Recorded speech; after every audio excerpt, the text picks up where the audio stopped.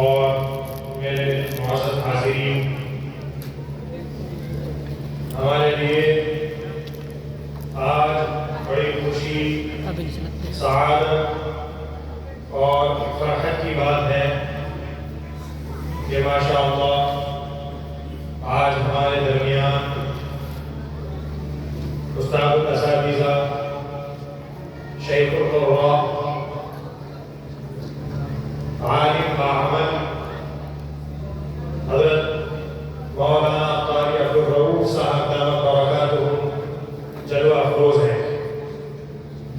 ماشاء اللہ آپ حضرات شروع سے بیٹھے ہوئے ہیں اور جس عنوان سے آج کی یہ مجلس اور محفل منعقد کی گئی ہے، محفل فصل قراءت قرآن پاک کے تعلق سے، تو حضرت والا دامت برکاتہ نے شروع میں ماشاءاللہ قرآن پاک کی اہمیت اور عظمت کے متعلق بڑی قیمتی باتیں فرمائیں، اور پھر آپ نے حضرت والا کی تلاوت کو ماشاءاللہ سنا۔ مجھے دوران تلاوت حضرت حسین بن حضیر رضی اللہ تعالیٰ عنہ کا وہ واقعہ یاد آ گیا جس میں وہ فرماتے ہیں کہ ایک رات میں قرآن پاک کی تلاوت کر رہا تھا، قرآن پاک پڑھ رہا تھا، صحابی رسول ہیں، ظاہر سی بات ہے کہ جب وہ قرآن پاک پڑھتے تھے تو آپ اندازہ لگائیے کہ انہوں نے براہ راست جناب رسول اللہ صلی اللہ علیہ وسلم سے اس کتاب کو سیکھا تھا، اس کتاب کو سنا تھا، پڑھا تھا۔ وہ کس جامعیت کے ساتھ تلاوت کرتے ہوں گے؟ تو اس رات کہتے ہیں کہ قرآن پاک کی تلاوت کر رہا تھا اور برابر میں گھوڑا بندھا ہوا تھا۔ جیسے ہی میں نے قرآن پاک پڑھنا شروع کیا تو وہ گھوڑا بگڑنے لگا، پھر میں تلاوت کرنے سے رک گیا، تھوڑا سا رکا، اس کے بعد پھر میں نے پڑھنا شروع کیا، پھر سے گھوڑا بگڑنے لگا، پھر میں رک گیا، یہ گھوڑا شانت ہو گیا، پھر اس کے بعد میں تلاوت کرنے لگا، پھر سے وہ گھوڑا بگڑنے لگا، اور مجھے خطرہ ہوا کہ برابر میں جو میرا بیٹا یحییٰ ہے کہیں ایسا نہ ہو کہ یہ گھوڑا جو ہے یہ اس میرے بیٹے کو کوئی نقصان پہنچا دے۔ میں نے دیکھا کہ آسمان سے میرے سر کے اوپر ایک سائبان کی طرح سے ایک نور ہے جو سر کے اوپر ہے، اور جب اس کے بعد میں تلاوت کرنے سے، قرآن پاک پڑھنے سے رک گیا تو دیکھا کہ وہ نور اوپر کی طرف چلا گیا۔ صبح ہوئی، صبح کو جناب رسول اللہ صلی اللہ علیہ وسلم کی خدمت اقدس میں حاضر ہوئے اور آ کر کے یہ واقعہ بتلایا کہ کسی طریقے کا واقعہ پیش آیا اور ایسا ایسا حضرات دیکھا۔ تو جناب رسول اللہ صلی اللہ علیہ وسلم نے فرمایا کہ حسین تم کیوں نہ پڑھتے رہے، تم کیوں نہ تلاوت قرآن کرتے رہے، تم برابر تلاوت قرآن میں مشغول رہتے۔ کہنے لگے کہ مجھے بچے کا خطرہ ہوا۔ آپ نے فرمایا کہ یہ فرشتے تھے جو تمہاری تلاوت کو سننے کے لیے یہاں پر آئے تھے، اگر تم صبح تک ایسے ہی تلاوت کرتے رہتے، ایسے ہی قرآن پاک پڑھتے رہتے تو اور لوگ بھی فرشتوں کو دیکھتے۔ سبحان اللہ، یہ قرآن کریم ہے، جیسا کہ حضرت والا نے اپنے خطاب میں فرمایا کہ جب قرآن پاک کی تلاوت ہوتی ہے اور ہم نے ابھی اس کا مشاہدہ کیا، ماشاءاللہ کتنا وقار، کتنا سکون، کتنا اطمینان اور کتنی رحمت کا ہم نے مشاہدہ کیا۔ قرآن پاک جب تلاوت کیا جاتا ہے اور پڑھنے والا عاشق ہوتا ہے، وہ دل سے اس کتاب کو پڑھتا ہے تو اس کی برکت ہی کچھ اور ہوتی ہے۔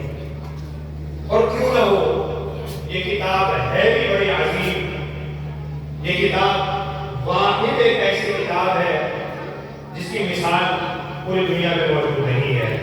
یہ کتاب سب سے زیادہ مقدس کتاب ہے، سب سے باعظمت کتاب ہے، سب سے زیادہ برکت والی کتاب ہے، سب سے زیادہ رحمت والی کتاب ہے۔ اس کتاب سے متعلق اللہ تبارک و تعالیٰ اپنی کتاب میں فرماتا ہے کہ لو انزلنا هذا القرآن على جبل، کہ اگر ہم اس کتاب کو پہاڑ پر اتار دیتے، لو انزلنا هذا القرآن على جبل لرأيته خاشعا متصدعا من خشية الله، اگر ہم اس کتاب کو قرآن پاک کو پہاڑ پر نازل کر دیتے، آپ جانتے ہیں پہاڑ کتنا بڑا ہوتا ہے، بھاری بھرکم ہوتا ہے، وزنی ہوتا ہے. اللہ تعالیٰ فرماتے ہیں کہ اگر پہاڑ پر بھی اتار دیتے تو وہ پہاڑ بھی اس کا وزن برداشت نہ کر پاتا، وہ پہاڑ بھی ریزہ ریزہ ہو جاتا، ٹکڑے ٹکڑے ہو جاتا. لیکن اللہ تعالیٰ کا یہ انعام ہے ہم پر، اس امت پر. اللہ تعالیٰ نے یہ قیمتی تحفہ ہمیں عطا فرمایا اور ہمارے لیے اس کے پڑھنے کو، یاد کرنے کو آسان بنا دیا. یہ وہ کتاب ہے جس طریقے سے اس کو لیا جائے اسی طریقے سے رحمت ہے، پڑھا جائے تو بھی رحمت ہے. انسان ساری زندگی اگر پڑھتا رہے، آپ دنیا کی کوئی کتاب لیں 2 4 5 بار پڑھیں گے، اس کو پڑھ کر کے بور ہو جائے. لیکن قرآن پاک آپ بچپن سے لے کر کے آخری زندگی تک پڑھتے رہیے، کبھی آپ بور نہیں ہوں گے. ہمیشہ اس کے اندر وہی تازگی وہی بشارت محسوس کریں گے. جو اس کو سنتا ہے مسلمان تو مسلمان، اگر کوئی غیر مسلم بھی اس کو سنتا ہے تو وہ اس کتاب کے اثر نہ لے، ایسا نہیں ہو سکتا. اگر ہم تفصیل میں جائیں گے تو بتانے کے لیے تو بہت کچھ ہے. مختصر چند باتیں بطور مثال بھی آپ کے سامنے رکھتے ہیں. کفار مکہ جو جناب رسول اللہ صلی اللہ علیہ وسلم کے دشمن تھے، آپ کو بالکل بھی دیکھنا پسند نہیں کرتے تھے، چاہتے تھے کہ آپ کو جیسے ہو سکے تکلیف پہنچائیں، جیسے ہو سکے آپ کے مشن کو ختم کر دیں. لیکن جب یہ قرآن پاک پڑھا جاتا تھا تو وہ کفار مکہ جو آپ کے جانی دشمن تھے، وہ بھی چھپ چھپ کر کے اس کتاب کو سنا کرتے تھے اور ایسے سنتے تھے کہ کوئی دیکھ تو نہیں رہا ہے. بڑے بڑے کفار، بڑے بڑے دشمن. جب کفار نے مسلمانوں کو بہت زیادہ پریشان کیا، بہت زیادہ ستایا، آپ صلی اللہ علیہ وسلم نے حضرات صحابہ اکرام کو مشورہ دیا کہ آپ یہاں سے ہجرت کر لیں، کہیں چلے جائیں. صحابہ اکرام کی ایک جماعت حبشہ چلی گئی. حبشہ میں جو حاکم تھا، جو وہاں پر بادشاہ تھا، وہ عیسائی تھا. اگلے سال پھر اور دوسری بڑی جماعت تقریباً 80 صحابہ اکرام کی چلی گئی. جب کفار مکہ کو پتا چلا کہ بھئی یہ مسلمان تو جان بچا کر کے یہاں سے ہمارے پاس سے چلے گئے اور حبشہ چلے گئے اور وہاں کے بادشاہ نے ان کو امن و امان دے دیا، تو انہوں نے چند لوگوں کو اکٹھا کیا جو سردار تھے، ان کے ذمہ دار تھے، کہ بھئی جاؤ حبشہ جا کر کے بادشاہ سے کہو کہ یہ ہمارے لوگ ہیں اور ہمارے درمیان سے بھاگے ہیں، ہماری نافرمانی کر کے بھاگے ہیں، انہیں ہمارے حوالے کر دو، ہمارے تعلقات بھی بنے رہیں گے، ہماری جیسے جو معاملات چلے آ رہے ہیں وہ بھی چلتے رہیں. یہ وقت کفار کا وہاں پہنچا، بادشاہ کے پاس گیا اور جا کر کے کہا کہ بغیر کسی مقدمے کے، بغیر کسی سماعت کے ان لوگوں کو ہمارے لوگ ہیں، ہمارے حوالے کر دو. بادشاہ عادل تھا، انصاف پسند تھا. اس نے کہا کہ ایسے تو حوالے نہیں کر سکتا، ٹھیک ہے پہلے ایک عدالت قائم کر لیتے ہیں اور اس میں فریقین کو سنیں گے، اگر جو تم بات بتا رہے ہو ایسا ہی کچھ ہوا تو ٹھیک ہے آپ لوگوں کے حوالے کر دیں گے. اگلے روز بادشاہ نے معززین کو جمع کیا، شہر کے جو بڑے وزراء تھے، ذمہ دار تھے، ان سب کو اکٹھا کیا اور مقدمہ شروع ہوا. بہرحال واقعہ طویل ہے لیکن مختصر یہ کہ وہاں پر صحابی رسول نے مشورہ ہوا کہ لیکن اسی طریقے کی بات ہے تو کیا کریں. تو صحابی رسول نے وہاں پر بہت سے سوالات جوابات ہوئے اور چند آیتیں قرآن پاک کی تلاوت کی. سورہ مریم کی، حضرت جعفر نے چند آیتیں سورہ مریم کی تلاوت کی. اس کا اثر بادشاہ پر اتنا ہوا کہ وہ آیتوں کو سنتا رہا اور زارو قطار ہو رہا.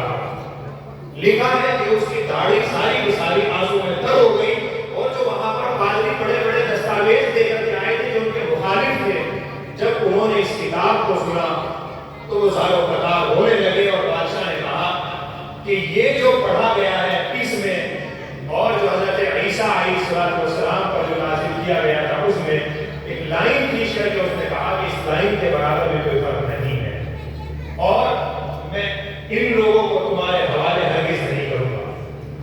یہ لوگ جیسے چاہیں میری سلطنت میں رہ سکتے ہیں، اطمینان کے ساتھ، سکون ان کے ساتھ کوئی لوگوں کے ساتھ کوئی دشمنی نہیں رکھے گا اور کوئی تکلیف پہنچائے گا تو میں اس کا معاوضہ کروں گا. یہ کیا تھا؟ یہ قرآن پاک تھا. یہ قرآن پاک کی برکت تھی. یہ قرآن پاک کی تلاوت تھی. یہ قرآن پاک کا اثر تھا. آج ہمارے پاس بھی وہی کتاب موجود ہے, وہی الفاظ ہمارے پاس بھی ہے. قرآن پاک کے اندر تو ذرہ برابر رتی برابر کوئی فرق نہیں ہوا. جیسے وہ نازل ہوا تھا اور جب تک ہے اس کے اندر کوئی طاقت اس کے اندر رتنا برابر تبدیلی نہیں کر سکتی. لیکن کیا وجہ ہے کہ آج ہم لوگ اتنی بڑی نعمت ہوتے ہوئے محروم ہیں, اس کی برکتیں ہم حاصل نہیں کر پا رہے ہیں؟ کیا وجہ ہے؟ یہاں ہمیں غور و فکر کرنے کی ضرورت ہے, اپنا محاسبہ کرنے کی ضرورت ہے, اپنے حالات کو دیکھنے اور سمجھنے کی ضرورت ہے کہ چیز تو ہمارے پاس بہت قیمتی ہے, لیکن اگر آپ کے پاس اس کا استعمال نہیں آ رہا ہے, آپ اس کو استعمال صحیح سے نہیں کر رہے, تو آپ اس سے فائدہ نہیں اٹھا سکتے. آپ کے پاس میوے حلوے بہت سارے ذائقے دار کھانے موجود ہوں, اگر آپ نہیں کھائیں گے تو آپ کو پتہ کیسے چلے گا کہ یہ کیا چیز ہے؟ یہ مٹھائی ہے, یہ فلافل ہے, یہ فلاں چیز ہے. قرآن پاک ہمارے پاس موجود ہے, لیکن ہم اس کتاب سے بہت دور ہوتے چلے گئے. ہم اللہ تعالیٰ نے جو دستور ہمیں دیا تھا, جو ناحیہ عمل ہمیں دیا تھا, جو زندگی گزارنے کا طریقہ اللہ تعالیٰ نے جو ہمیں دیا تھا, ہم نے اپنے آپ کو اس سے بہت دور کر لیا. اسی لیے اس کی برکتوں سے ہم محروم ہوتے چلے گئے, اس کی تعلیمات کو ہم نے چھوڑ دیا. حالانکہ اگر ہم دیکھیں گے تو قرآن کریم ہر موقع پر ہماری رہنمائی کرتا ہے.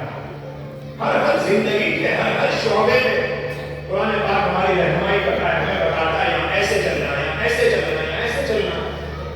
یہ کتاب تو ایسی ہے جیسا کہ رفاعی صاحب نے فرمایا کہ پڑھیں گے تو بھی برکت ہوگی. حرف پڑھیں گے, حرف الف حرف ہے, لام حرف ہے, میم حرف ہے, اس کے اوپر بھی نیکیاں ملیں گی. صرف پڑھنے والا نہیں, جو سنے گا اس کو بھی اس کے اوپر نیکیاں ملیں گی. صرف یہی نہیں کہ پڑھنے والا سننے والا, بلکہ پڑھنے والا اس کے والدین کو بھی قیامت کے دن تاج پہنائے جائیں گے. اور جس علاقے میں بستی میں یہ کتاب پڑھی جائے گی وہ بھی اس کی برکتوں کو محسوس کریں گے اور اس کی برکتوں سے مستفید ہوں گے. یہ اس کی ظاہری برکت ہے. اور باطنی برکت ہے. سبحان اللہ. ہماری جو امراض ہیں, ہماری جو پریشانیاں ہیں, ہماری جو مشکلات ہیں, ہم پریشانیوں میں گھرے ہوئے ہیں, علاج ہمارے پاس موجود ہے, لیکن اس کے باوجود اس کا استعمال ہم صحیح نہیں جانتے اور صحیح استعمال نہیں کر رہے ہیں. یہی وجہ ہے کہ ہم در در کی ٹھوکریں کھا رہے ہیں. میرے عزیزو, ہمیں ضرورت ہے کہ جیسے ہمارے اسلاف نے, ہمارے علماء کرام نے, حضرات صحابہ کرام نے اس کتاب کو اپنی زندگی میں اتارا, جیسے وہ اپنی زندگی اس کتاب کے مطابق گزارتے تھے, اس کے مطابق چلتے تھے, ان کا رہنا, اٹھنا, بیٹھنا, چلنا, تمام معاملات اس کتاب کے مطابق ہوتے تھے. ہمیں چاہیے کہ ہم بھی اسی نہج پر آئیں تو انشاءاللہ دنیا کی ترقی بھی ہوگی اور اخروی ترقی بھی حاصل ہوگی. بہرحال آپ نے ماشاءاللہ قاری صاحب سے قرآن پاک کی عظمت سے متعلق بہت کچھ سنا. چند باتیں ٹوٹی ٹوٹی جو موقع کی مناسبت میرے ذہن میں آئی, میں آپ کے سامنے رکھ دی. وقت بھی طویل ہو گیا, زیادہ لمبا کرنے کا موقع نہیں ہے. ماشاءاللہ بڑی خوشی ہوئی دیکھ کر کے. جب کچھ مہینے پہلے یہاں آنا ہوا تھا تو اس مسجد کو دیکھا تھا, یہ اس وقت ماشاءاللہ ابتدائی مراحل میں تھی, اور آج بہت خوشی ہوئی ذاتی طور پر مجھے دیکھ کر کے. ماشاءاللہ یہ مسجد ابھی بھی زیر تعمیر ہے, لیکن اس کا بنیادی ڈھانچہ اور یہ ماشاءاللہ تیار ہو گیا. اللہ تبارک و تعالی جو اس ادارے کے ذمہ داران ہیں, منتظمین ہیں, مولانا غیاث الدین صاحب اور آپ کے فرزندان مولانا اویس صاحب اور دیگر, اللہ تعالیٰ ان کی محنتوں کو بھی قبول فرمائے, اور جو لوگ اس طریقے سے تعاون کر رہے ہیں اللہ تعالیٰ اس کو بھی قبول فرمائے, اور جو کام باقی رہ گیا اللہ تعالیٰ اس کو بھی اپنے فضل و کرم سے, اپنے خزانے خیر سے مکمل فرمائے. اور اس ادارے کو جو بھی دین کے رہے ہیں اللہ تبارک و تعالیٰ ان تمام کو قبول فرمائے, اور صحیح معنی میں, حقیقی معنی میں کتاب و سنت کو سامنے رکھتے ہوئے ہمیں دین کی خدمت کی توفیق عطا فرمائے.